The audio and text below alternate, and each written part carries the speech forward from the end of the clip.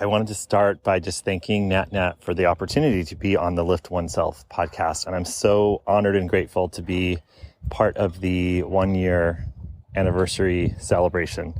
And what was most meaningful for me about doing the podcast with Nat Nat is that many of the listeners know that when you're in Nat Nat's presence, the truth comes out very seamlessly. And so it was a really profound experience for me to speak about my past abuse and some of the energy that I was holding around the fear and the not enoughness, that was the unworthiness that was residing in my body. And every time I can speak it out loud to others, it clears it out a little bit more. So all the work I've done on my inner child and the trauma I've suffered and endured, it is always amazing when you can speak it out publicly. So that was a really profound experience for me. And I know that Nat Nat has a gift in holding the space and really having an authentic and honest conversation. And so our conversation was just that, authentic and honest and real and raw. And I've listened to many of the other episodes, and I know that that's the theme for the year. So thank you again, Nat Nat, for having the courage to create the podcast and letting the inside out wisdom guide you to that moment where you started the podcast and made it through a whole entire year. And congratulations, because many podcasts do not make it through the first year. So thank you for showing up regularly and helping us see the truth. It was a pleasure to be on the Lift Oneself podcast. Thank you.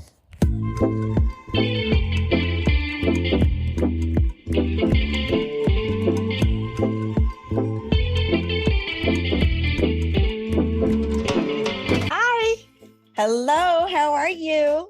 I'm well, Shalini. Did I say it right? Yay! Perfect.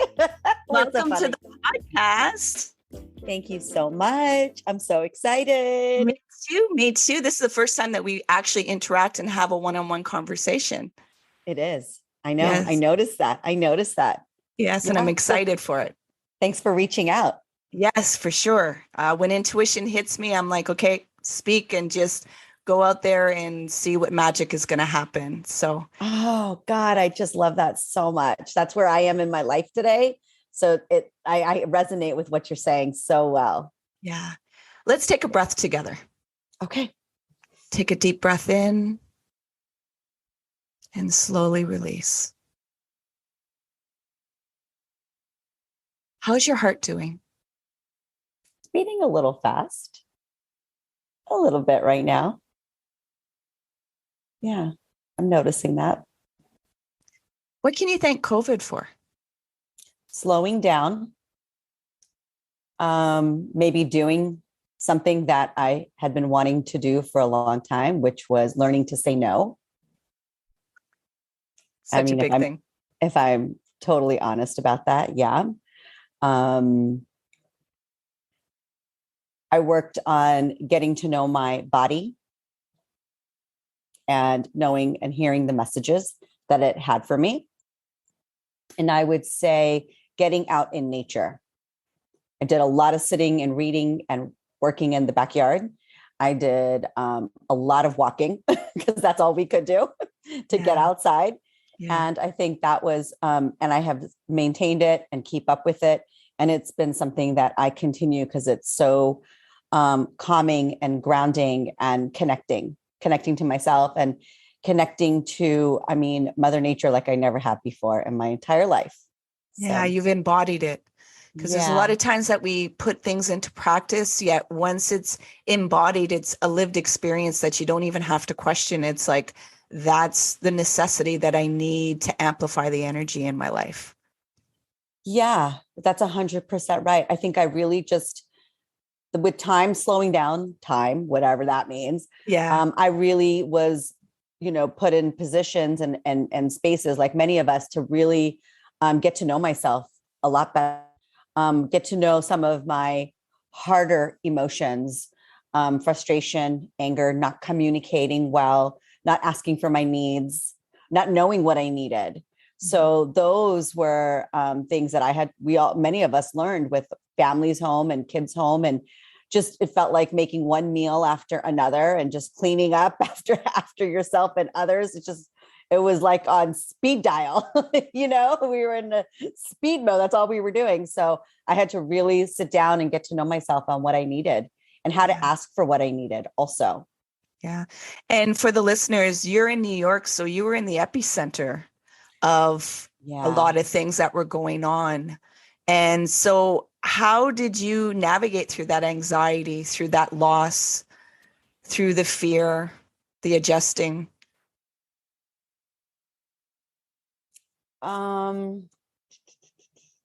Take a moment, because it's a reflection. Question. Yeah, it's a reflection. And, environments have an energy charge. So us not being in the epicenter, we would hear about it and, we would get our own little things. But being there, our nervous systems send out signals all the time, and anxiety is very contagious. And when there's something that we didn't know anything about, it was invisible. And it was, a lot of people were dying. And so I think that's a question that needs to be asked, just like 9/11, when people were there. It's like, how did you process that? Whew. Truthfully, maybe a little bit of denial. Like I remember when my kids started staying home, I was like, oh, they'll be back to school in 2 weeks. Or lack of understanding. Maybe that's what we didn't know. We couldn't see it. We couldn't touch it. We were getting information from various places. And so I think we stayed home. We were one of the first schools in our area to stay home. Or because we had a teacher that was diagnosed very, very, very early on and, or tested positive, I should say. And I literally didn't understand and just was like, oh, the kids will be back in 2 weeks. And then April came around and I don't even think I really sort of grasped the gravity of what was happening till like mid-April when I heard like California schools were shutting down. I'm like, oh, that's weird. And I think that I went into some form of like, okay, this is what it is. And I still don't think I fully grasped what that really meant, and I was definitely watching the news on, just like everybody else, like really trying to get information. I think I felt mostly like I just didn't understand. So the fear was there. I didn't understand, adjusting to what was happening in my own, walls, my own home, and what was happening outside. So I think we were home a lot. And then, like I said, it was walking, and there was that fear of going into the grocery store. That was, I remember, because lots of food and gloves. And I never really went into like having food delivered to me, but that was like, I felt like between walking and caring for everybody at home and just going to get food, like those were like how we were like kind of surviving. And but I think what I realized, if I'm totally honest too, I reached a point where I was like, okay, enough of the news. And I actually would say, I'm going back a couple of years now, so I don't really remember because I've remained this way, is I stopped watching so much news. Mm-hmm. I stopped getting information. I felt like it was too much. I wasn't sure what was accurate. And I was just going to go by what I needed and what my family needed on a day-to-day basis. The numbers were going up. It was scary for many people. And I think I just was really tapping into, okay, we really don't know. So I'm going to do the best I can in every moment that I have. And I don't know how much I went into like scared. I don't know if I really went there. I went more into like blocking out some too much information, blocking out too much of the fear that was being given, and just knowing that I could do what I could do. Mask up. We believed in masking up. So masking up, taking care of ourselves with, whatever it was, whether it was hand sanitizers or, and gloves and things like that. And just doing the best that we could to be safe for our family. And then, of course, not seeing, others who were of lower immunities or older age and things like that. And slowing down in the home. That's really what we did. And I think the best thing I ever did for myself was shut off the news. Yeah. Shut it off. I said, if there's anything important for me to get, I'm sure I will get it. It will reach me somehow. Yeah. And I still do that today. So that has been, that has not changed. And but I feel like, when the war started with Russia and Ukraine, there was a little time where I was, really kind of watching it and just, I don't know, feeling into it. And then you feel for the people and you watch, maybe that's, us being so caring and empathic and a little bit of like shock, but then, at the same time, releasing a little bit and, and just being with what is happening in the world, and doing what I can to have nonviolent communication in my home and, and things like that. So I would say, really at the end of the day, being in the epicenter was hard because it was like a shock to the system. And that's what I ended up doing, was moment by moment, day by day, knowing that I really couldn't understand exactly what was going on. I really couldn't grasp exactly what was going on. Yeah. It kept changing, the information. So trying not to get too caught up in the fear and doing the best that I could, supporting the healthcare workers, supporting our community in whatever way we can, with signs and wherever we could. I felt like that was where I was with COVID.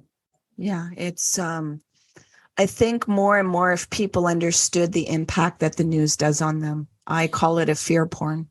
Oh, 100%. Because it's insatiable. You want to know more information, but then when you dissect it, is it truth? Or is it somebody's agenda to put fear in you, then they can manipulate and control you? Because when you're in fear and you're grasping for answers, you don't know how to go within yourself to find some solutions. So people can, change the agenda of those things. And everybody has their way of thinking and going about things. And there's power struggles in the world. Yeah. And I love what you said, because the way you just described, like even the news and the fear and everything, it was something that I noticed in my own self through my own personal journey that I was going through in 2020 and in 2021 and even current. But during that time that it was, we were isolated and, in 2020 and everybody was home and homeschooling and whatever it was, online learning, those kind of things. That's really exactly what you said, is that the fear from the outside, I was trying to manage that because I knew that I needed to go in to really understand what was going on within me and find the answers that existed in me. And that's how I work. It's not easy to do that. It is, I do think it has to be very intentional, consistent, and also compassionate with ourselves, because when we can't do it, because there are days and there are many moments that I cannot do it, but it is something that I am guiding myself towards on a daily basis, multiple times a day, to go in for my answers and to go in for my wisdom, to go in for my starting with knowledge into wisdom.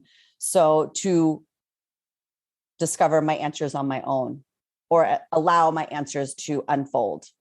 Mm-hmm. And it's a thing that's not really taught in the world, because when we're young, we're always told to seek the answers from others because we don't have enough experience to understand the world, where it's not given enough of, well, make your mistakes, and you're safe to make your mistakes, to find and discover things, and then come to ask people some guidance. Yet a lot of us are always looking for other people to give us the answers because we don't have the confidence in ourselves to make mistakes. Because that's the whole thing about learning. And it can be so devastating inside when we do make mistakes and we're trying to discover unknown things. Yet to have that confidence that you're okay with this learning, with this ability to listen intuitively. And I think, what I see in some spiritual circles and conscious parenting or whatever there is, it's as if the scriptures make it that you're going to be such an enlightened being and there's going to be perfection. And it's like, no, it's called work for a reason. Yes. So when you fall off the path, you have something to work with, because if you didn't, what would there be to discover? There wouldn't really be a reason for you to still be here and do your curriculum of life. Oh my God, that's what I say too. Why would I be here if I wasn't, like, I don't need to be on earth. I certainly don't need to be a parent if I knew it, everything, and I love what you're saying, because it's so true. You think our path of conscious parenting and living would be like we're zen, we're calm all the time, we don't make mistakes, we don't repair because there's nothing to repair. We are always so attuned to our children and even ourselves, and I think I repair every day. I reflect every day, multiple times a day. I reflect, and I'm learning. I have a very, very, very harsh inner critic. So through, I'm with you. Yeah, hands up. Many of us have her, have her or him. And so through silence and stillness and increased awareness, when I notice the harsh inner critic, I think, and it's the hardest thing for me, is having compassion for myself when I do make a mistake, and I should be more conscious. Because I am a conscious parenting coach, but I am human, and I wouldn't be here on Earth. I call it Earth School if I wasn't here to learn and grow and make mistakes and evolve. Yeah, it's just like in my coaching, I'm very transparent of showing the errors that I do, because it's like, well, if you don't relate with somebody, you're not able to open up to learn. And we all had to find and fumble our way in areas to discover things. And so when things are more relatable, you're more open and willing to see things about yourself. So when somebody opens themselves up to show their flaws, their imperfections, the way they're blindly navigating through life, it's not that the person's going to that person to seek the knowledge. It's that a portal opens up in them to want to discover more about themselves.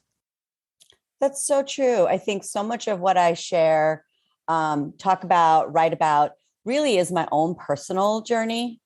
Because I'm just so connected to it. It's beautiful to share, not that the clients are there for me to share it with them, but I just have so much more appreciation for the process. And I have so much appreciation for, like, for example, such a hard, big emotion like anger, which I have been in and out of experiencing, feeling, and sitting with. First projecting. Let's be truthful and honest. First, it's a hot potato. That thing's a hot potato, and pass that shit on, because I handle the intensity of this right now. Everything else, and it's forgetting. Wait, it's an internal thing. No, it's everybody else. Of course. So I have immense appreciation for others' anger, and I have even greater appreciation for myself when I can be with it and notice it and hold it. And it consumed me on Saturday, just a few days ago. And when I did sit with it and listen to it and honor it in a way, really kind of manage that inner critic that wanted to be mad at the madness, at the anger, but instead trying to, love it and compassionately understand it. I got to tell you, the next day, I was able to choose me so differently from such a clear space that, and that to me is the gift I give myself. I hope I give that gift to others, because I don't know, I was different. I could feel it in my body. And I think energetically around me, I was different. And that to me was really, really powerful. And it comes and goes, the anger. It's not like it's all the time, but being really helping and guiding myself with support of beautiful other people too. Sometimes it's hard to see it sometimes, but to be able to be with just that anger is that emotion is so well known. Many of us really are familiar with it. So that's why I talk about that one. There are other ones also, but that's why I talk about that. That's something normally we can visibly see and feel and experience. Many of us experience it. So that's been these kind of things have been really, really life-changing for me, to really be patient and go in.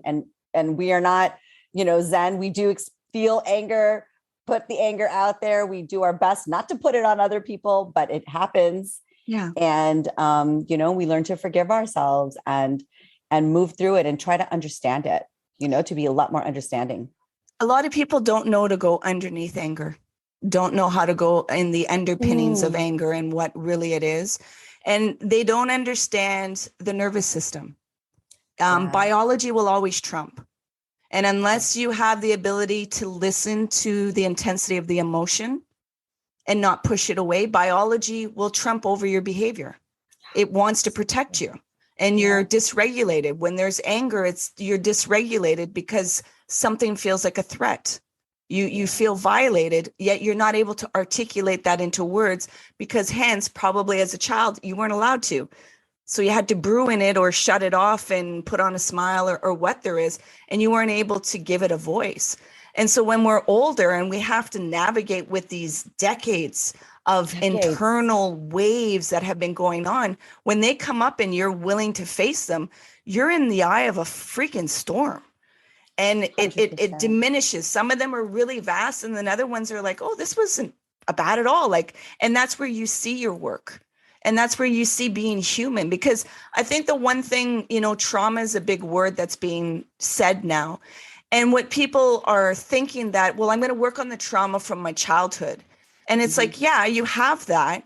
Yet also know being a human is traumatizing. We're continuously going through trauma. That's so true. That is so true. And, and I want to I love what you just said. We're walking this path on our free flow conversation so beautifully, because it's like the next step was exactly what you said. What's beneath the anger? Something that is newer for me that showed up through my inner work and some of the courses that I took last year was the pain of the shame that was underneath the anger. And that the anger was really almost because I was shutting everything down inside of me. And so I was muzzling myself. I was quieting myself. I was, so if it wasn't being projected out onto somebody, it was being projected into myself.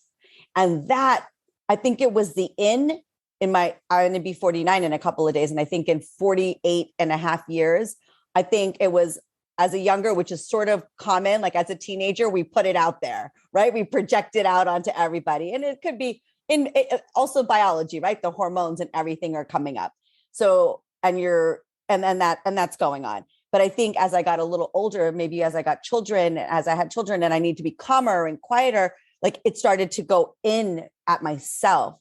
And I think what I've started to learn last year, again, because of COVID and the quietness and the solitude more going in, is that something was sitting that was very, very, very old and very deep.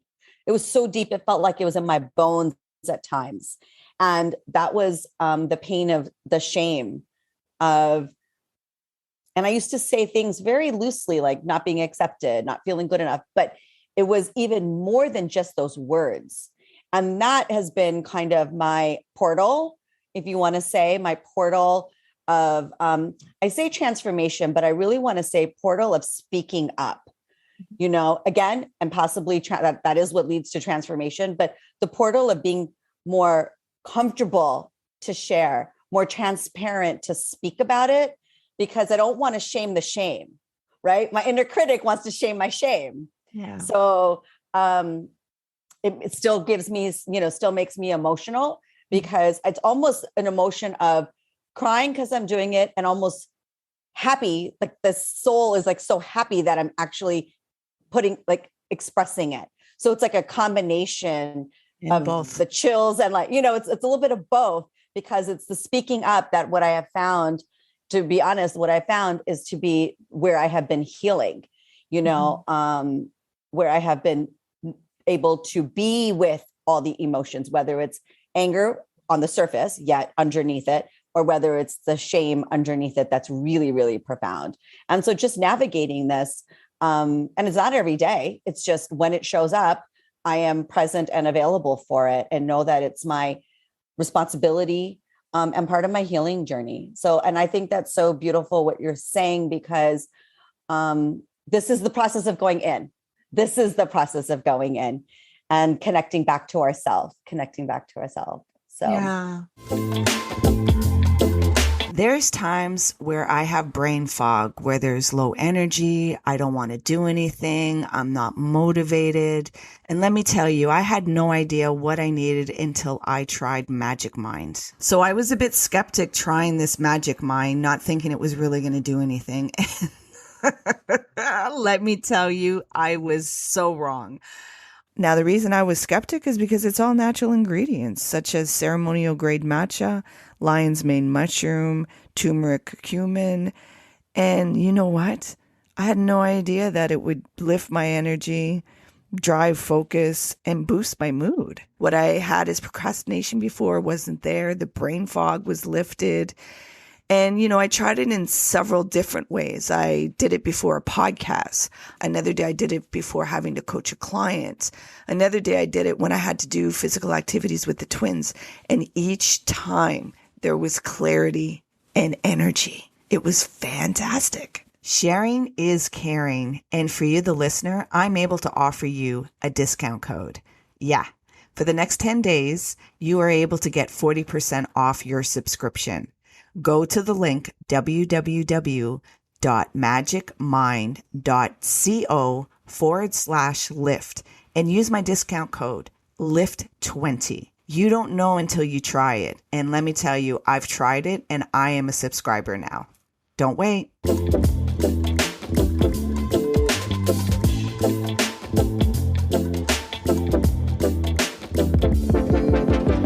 Thank you for sharing, the intimate parts and for people to hear what that inner work looks like and being able to articulate these sensations that are going on that we haven't been able to validate. Because that's a lot what we're looking for is we're looking for people to validate certain experiences because we didn't have that before. And then we don't think that we have enough power to validate ourselves. And so that's why it's so important too, to be able to be with somebody that can help you co-regulate your nervous system, and then you can have honesty and then witness so that you have the ability to validate yourself and go within. That's so perfect because we are programmed, conditioned, brainwashed to look outside for validation. And I was getting validated from my shame. I was being shamed. So I was, right? But that was just keeping me stuck and in my trauma and re-traumatizing myself. So it's in a weird way, you use the word validation. So I kind of just picked up on that, but it was being reflected back to me is what it was in my relationships in the outside world. But the work really became when I started looking at it, right? When I started, and it was like, it's like a funny thing. I don't know. It's like, it was weird. Like, it was being reflected back to me for so many years, for decades in my life. I didn't know, but because the reflection kept getting more and more painful and I kept not understanding it and I kept questioning it first just doing it on my own, not through any sort of conscious parenting model or method or compassionate inquiry or coaching or anything, but just wondering what was going on. But when I understood and I actually asked for support during this process, it started to become clear. And then if I am really truthful here, again, I'm being so transparent. This is like so hard. But what happened is I had support from people who were reflecting back to me, actually love and reflecting back beauty and compassion, right? And in a weird way, I was starting to notice and appreciate it so much. I think I sort of started offering that to myself. So it was like, I was, so appreciative of the support that I was receiving in that way, because I started to see something different. I started to see the possibility of something different, something that hadn't existed in my life for decades. What was shown to me was the continuous shame or, guilt that was kind of sitting at the bottom, the not good enoughness at the bottom, right? But when I was reflected love and beauty and compassion to me, it was a unfamiliar situation, right? We know what that means. It was unfamiliar, but because I was open to it and I felt like I realized I was in a safe space because it was a space that I had chosen. I started to be able to go, wow, I think that's in me. I could actually give that to myself. And that has been heart opening for me probably the last 8-9 months. And it has been so profoundly healing and soul caring. Yeah. Yeah. Oh, thank you. Thank you for sharing all this, because As we're saying this, the ego wants to come up and be like, shut it, don't say this. What are you doing? And it's like a type of self-sabotage. Yet what I know is true about my nervous system is that when I'm with other people, their self-judgment is disengaged.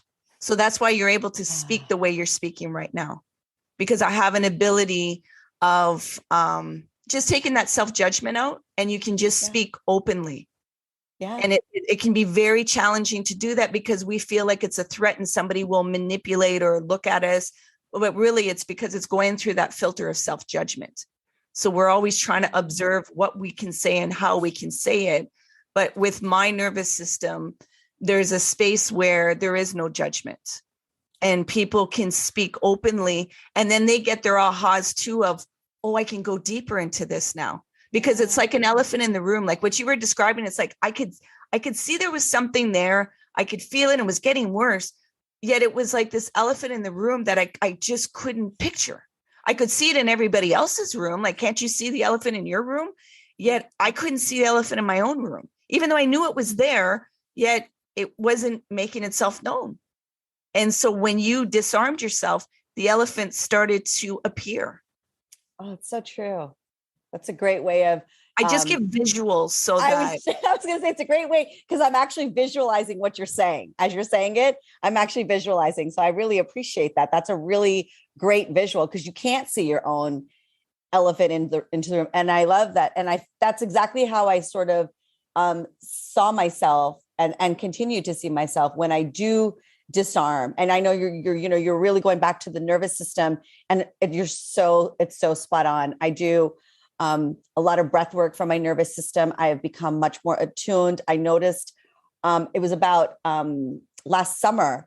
I noticed that I live in survival. My nervous system is there. And first, the pain of acknowledging that, noticing that's part of the process, right? That's part of our learning more about ourselves and having some compassion for ourselves.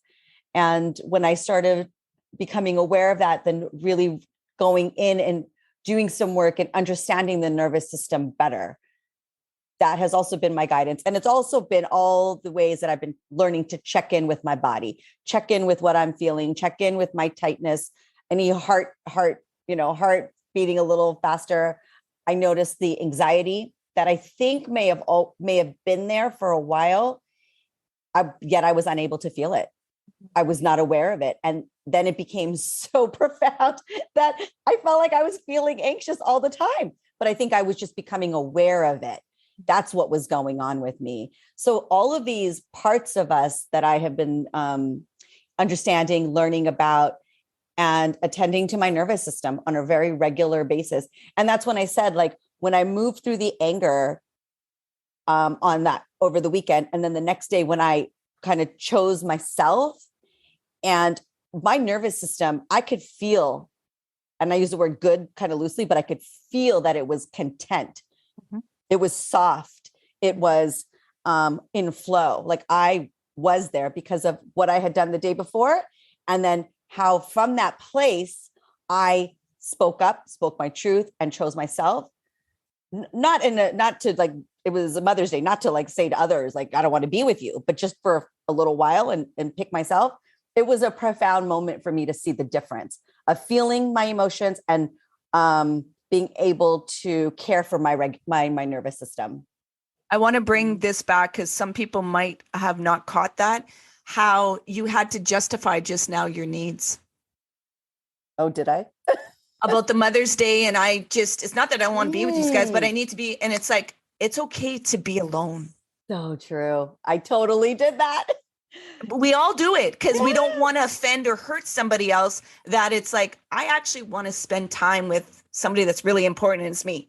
And I don't want, and we feel that we have to justify that. Oh my God. Well, I mean, but where does that come from? Yes, it existed. And so in us, I mean, especially in mothers, it's like, whoa, it's been indoctrinated throughout the centuries and centuries and centuries. Can't pick yourself. And then it's damned if you do, damned if you don't. Because then if you spend all the time and then you're irritated, impatient, wanting to be the B word. You get all these names and it's like, well, I don't feel fulfilled. You're not letting me have time to myself. Well, you can't have that. Well, if you want me to be better, then I need to have time with myself. So that's where you really start to break those belief systems and start going in this unknown path of, you know what, I got to find what's right for me, because the narrative that's coming out, this ain't working for me. Some of it does, some of it doesn't. Yet I don't even know what my own answers and solutions are. And the things that would make me feel good, why do they make me feel guilty and shameful for? That's like the ultimate question. And like you said, it's generations. It's just indoctrinated in us, you know, and and I just felt like, I mean, gosh, when are we going to get over that? Like, I don't have the answer. And maybe it's one day I am fine and one day I'm not. And it's a belief. It's in us. It's like in our blood. It's, you know, and I did. And I was like, I chose myself. I took my time. And I said, I'd like to, you know, it was weird in the external world, right? In my circumstances and my experiences, but I have to be honest, in my body, it wasn't weird. No. It was very, very aligned with me.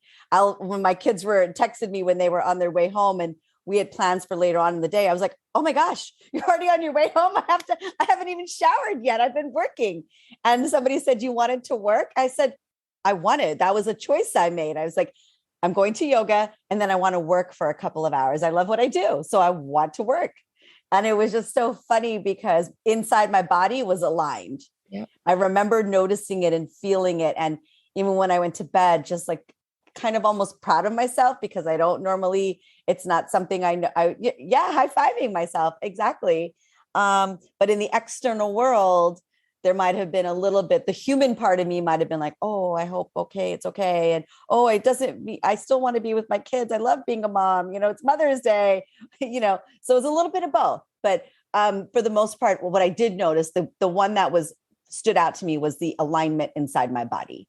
And that meant to me that was what I needed to do for myself. And I spoke up. So these are new for me. These are newer things for me that give me so much appreciation for the journey that we're on of just, you know, the consciousness journey. Yeah. Thank you. Cause you know what? We're a better world when you align with yourself. Oh my gosh. Yeah. We are. Yeah. Cause we're feeling bodies that think. We serve an energy. It's all energy and frequency. Yeah. So you can say the kindest words and everything else, but inside, if it is all distorted, that's what people are feeling. Mm-hmm. It's not the words. Right. And so, you know, and you're able to listen in such a deep way when you're able to listen to yourself. So when you're with other people, you're able to do that deep listening. Yeah, you're right. It's like, it almost is, it's really natural in a way. I remember feeling attuned to my family in such a clean way. Like I wasn't, it was just pure listening and pure joy. It was a beautiful experience for me. But the day before I was feeling through lots of pain. I mean, that's what I was doing almost the whole day. Yeah. I was just feeling my pain and my sadness and my whatever the emotions were. And I was being with them. Yeah. And you released them.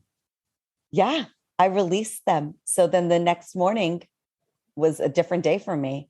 And that to me was that was really my understanding and the feeling, the depth of like, what is pain and how we can, as we move through it, that's how we transform. That's how we say pain is the portal of transformation, but that's what I experienced on those particular 48 hours of moving through it. Yeah.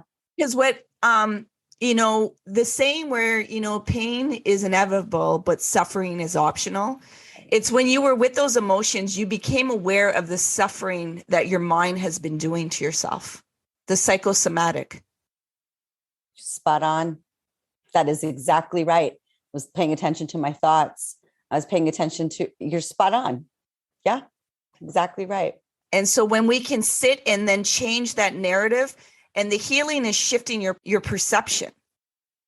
And so when you're with those emotions, usually you just listen to that recording and you become it. You're like, oh yeah, this is how I need to feel. You feel the clenching, the tension in your body.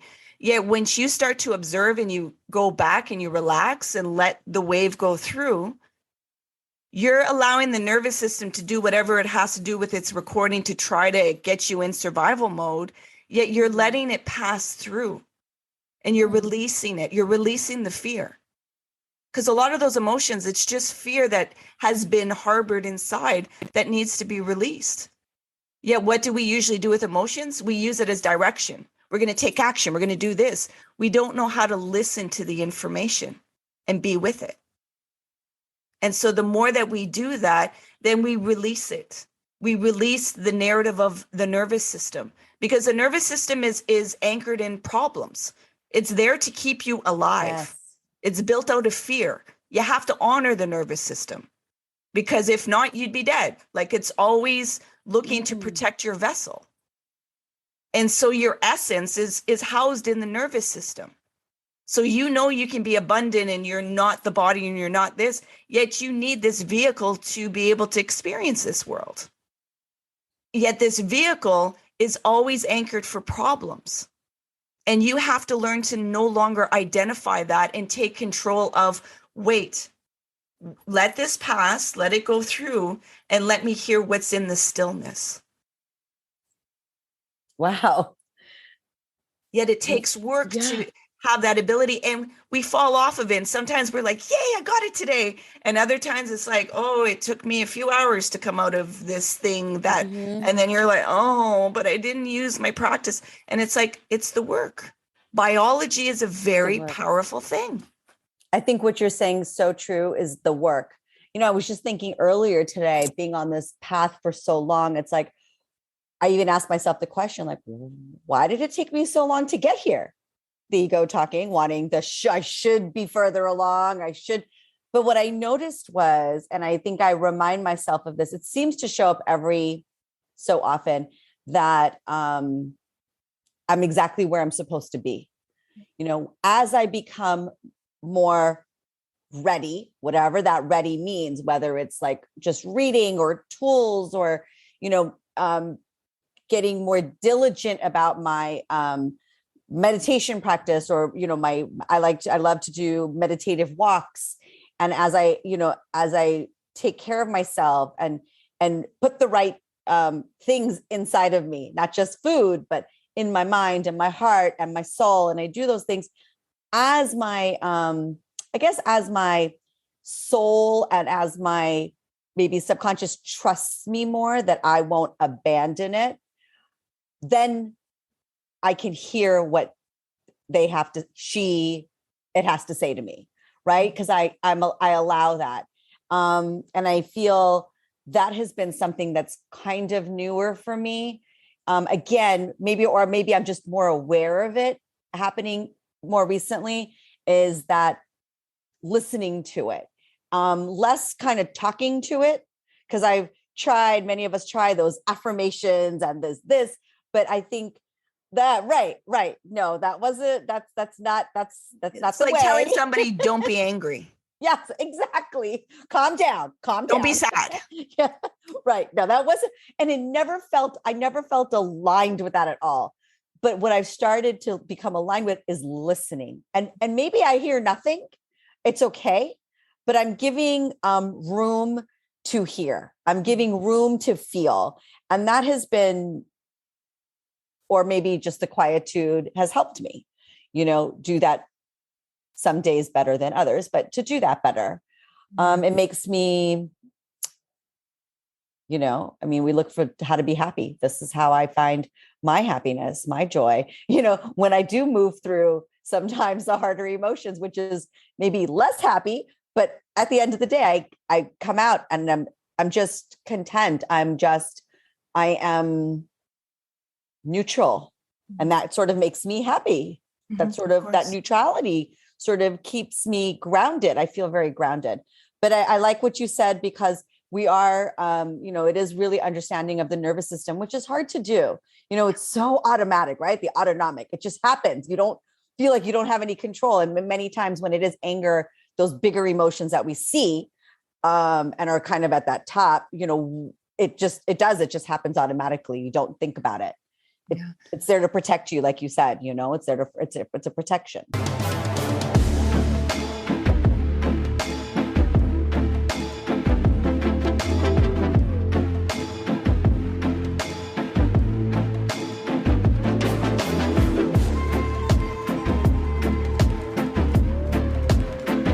I just want to circle back where you were saying that you feel that you should be further along in your path. Oh, yeah. If you can shift the word ready to willingness. Oh, yeah. Because it can be very scary to be willing to open yourself up because there may be disappointments. Oh, most certainly there's disappointments. So true. Thank you for that. So it's the willingness of the uncertainty of pain. We protect ourselves from it. We think we put on this guard and we're going to usher through and it'll be okay. And it's like, you're actually not alive and you're limiting yourself to feel life. Can you say that again? I loved that. I love that. And I want to just hear it one more time. We usually protect ourselves and armor ourselves up, feeling that is how we're going to be able to navigate through life. Yet to really feel alive and be aligned with life is that you have to be in the uncertainty of pain. We think we can control pain. We try to be proactive. We try to put all the things in place and safety. And then all of a sudden, bang, it hits you. And it's like, that wasn't supposed to happen like that. That's not. And it's like, you're forgetting to be aligned with life. Wow. And you have to remind yourself that you have the capacity to navigate through the uncertainty of pain. Yeah, when you've lived a life filled with a lot of pain, your armor's very thick. And it's your work to soften that, to be in the softness, because what it is that the sensitivity of vulnerability is repulsive to you. Yet that's where your power is. Yeah. But it will feel like you're begging other people. It will feel like you're a weakling. It will feel whatever narrative there is to try to keep you away from that sensitivity. And it's your work to remind yourself, oh, this is just overwhelming my system. And I got to give myself some space to process this and remember that the sensitivity of vulnerability is my power. I've been so habituated to be in armament that I forget, like, I can let this go. I can relax. But that's that survival ramping that goes on in the nervous system. It's just habitual. And then when you catch yourself and when you have people that are accountable to bring you back into your sensitivity. And not everybody, I have the ability to do that because I'm used to the pit bulls when they come out. So when the pit bulls come out, I'm like, okay, I'm still going to bring you where you need to be. You may not want to hear it. You may not want to feel it. Yet if I plant the seed, then you have the ability to get there when you need to. And you have more of an understanding when these sensations come up, how you fell asleep. And the nervous system took over. Because like I said, biology will always trump. Yeah. So that's where you fall asleep. That's the falling asleep that people speak about, is that the nervous system just took over because it wants to protect you. Wow. That's a lot of good stuff there. Yeah. I'm going to take that all in. I'm processing. Yeah.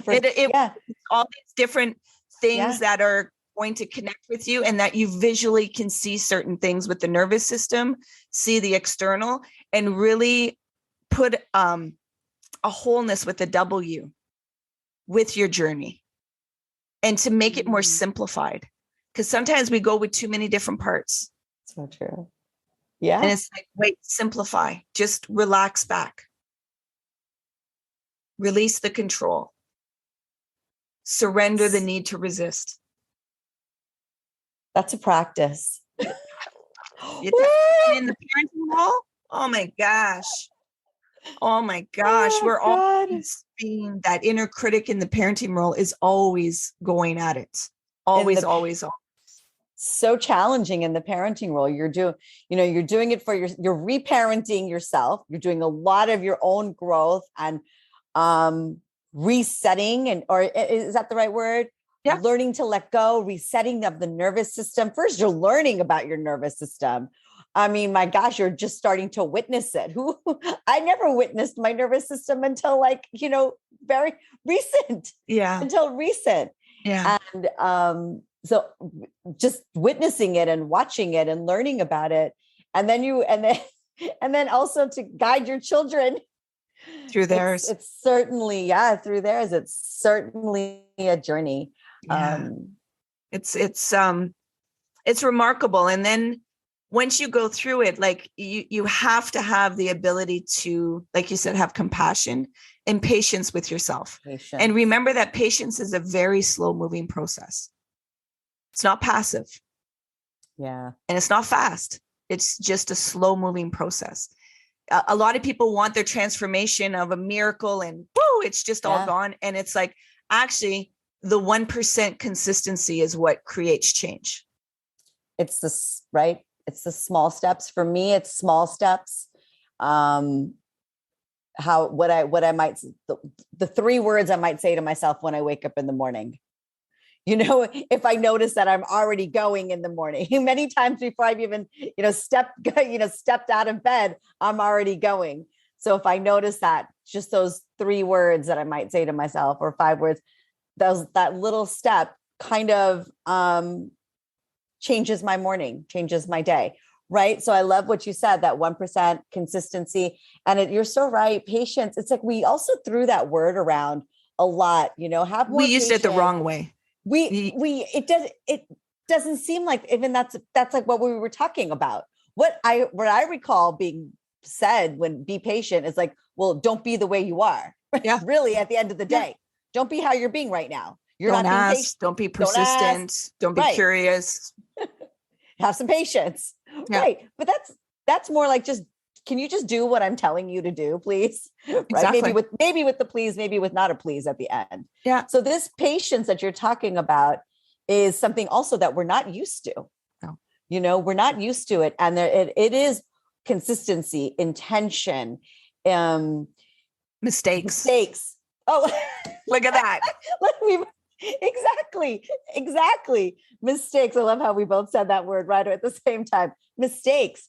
And, and learning, and just learning about yourself and surrendering. That's such a big one too. Again, these are not words. Really, I feel like these words might've been said to us in our years of living, and they just had such a different meaning behind them.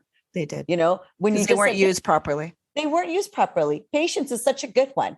It's really, you're telling your kids, stop wiggling, stop moving, stop being a 5-year-old is what you're saying. And you're using the word patience. And then here you are at 48 years old. You're like, is this patience? What's patience look like? Now you're questioning all your language and all the words that too. I've become such a big questioner of like language. I'm like, no, that's not the word I want. I need to really understand what this feels like and means to me. That's so funny. But when you were saying patience, that's what I was thinking. I was like, I've heard this word all my life, and I don't think that's what it means. It was really be the good girl, stop moving, stop talking. It's behavior tactics. Behavior. Yep. Change the behavior. Exactly. Yeah. And then you don't even ask why the behavior's there. Oh no, that never. It takes too much time. Yeah. Have patience. We don't have time for that. We don't have time for that. But then who's the one who really doesn't have patience? Exactly. I'm going to bring you into a reflective question. Okay. So I know it's like, we've been reflecting really I was just thinking to myself, I'm like, you want me to be more reflective? How much more do you want from me? Goodness. I told you we were going to do some deep diving. So you did. Right. Get your scuba diving gear water ready. Uh-huh. I'm going to have you take your awareness right now and bring it back to your 18-year-old self and feel into that. And you're only able to tell your 18-year-old self 3 words. And 3 words that would help throughout the journey. What would those 3 words be? You are lovable. And another one, you are accepted.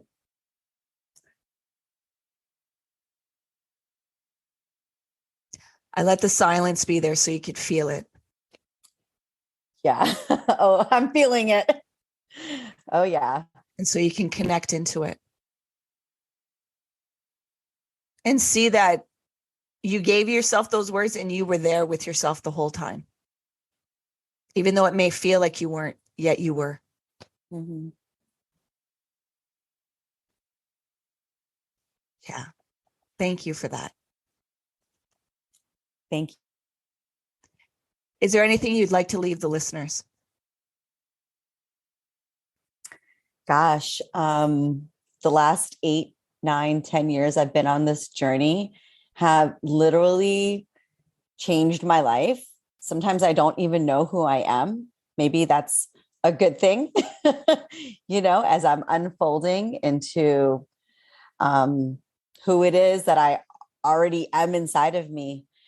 I would like to say, and this is one of my things, this is where I began my journey, and that's exactly how I feel. Doing the work, like we were calling it, whether it's a conscious parenting journey, whether it's compassionate inquiry, whether it's gentle parenting, reparenting, and if you're not a parent, the work that you do. For me, it is that the more I gift myself this love and compassion and healing, and acceptance of who I am, I can notice that I can give that to my children. And all I ever wanted when I became a mom was for my children to know that they are accepted exactly the way they are. Little did I know 16 years ago that that was a wound in me that was kind of, I was putting out there. But at the same time, as I heal that wound, I can more authentically, truthfully, vulnerably, hopefully pass that on to my children and break cycles of self disconnection, right? I feel like disconnected to myself. So those are my words. Like, there is nothing greater than this work. I don't know. There's nothing greater than it. So as I heal, as I watch myself, it is a gift that I am so lucky that I'm giving to myself. I don't even know how that happened. I don't know how you were willing. Happened. You were willing. I was willing. My soul was, the needs of my soul were getting louder they were getting louder. Yeah. The inner tantruming was getting louder. Mm-hmm. And because of my beautiful children, I listened. I sort of listened, and I said, what's going on with me? Mm-hmm. So, yeah, I mean, the hard and the soft of the work that we do. Yeah. Where can the listeners find you? They can find me at Shifting with Shalini. So that's my Facebook, Instagram, my website. Currently, since it's May, I have a special that I love to do in the month of May because it's my birthday month. Happy birthday. Thank you. It's my son's birthday actually today. Oh, yes, I saw. Happy birthday to your son. I'm in 2 more days. Okay, Tauruses. Yeah, Tauruses. So I love in the month of May, because of the healing journey that I've gone on in the last 12 months, I really love to offer a deep, deep discount to anybody who would want to have coaching. So I do that in the month of May. So that's being offered right now. You can find it on my Facebook page, on my Instagram page, on my website. It's all there. If you'd like to get onto my emails, I send out emails also, again, shiftingwithshalini.com. You can sign up right there. And yeah, those are the ways to reach me. I'd love to do webinars for teens, conscious communication, conscious conversations. I have another one. I do have one coming up at the end of this month on May 22nd. Again, all the information is on my website. So those are the ways to reach me. And I'm just so passionate and just love this work so much. It has changed my life. So thank you. Thank you for being you. Thank you for the work that you are putting into yourself, which becomes the gift for the world. And I appreciate the service and the 1 in a million that you keep working with. And I'm sure there's more than one person that has been able to shift and open up their life because of the work that you offer to others. So thank you so much for being you. Thank you for being you. Thank you for reaching out and having me as a guest. So grateful. Thank you. I think I might have you again because this was just very free flowing. So I hope you'll accept again. Absolutely. I am here. And it felt so natural. And it felt really, the space was beautiful to be myself. So yeah. Remember to be kind with yourself. I will. Thank you for the reminder.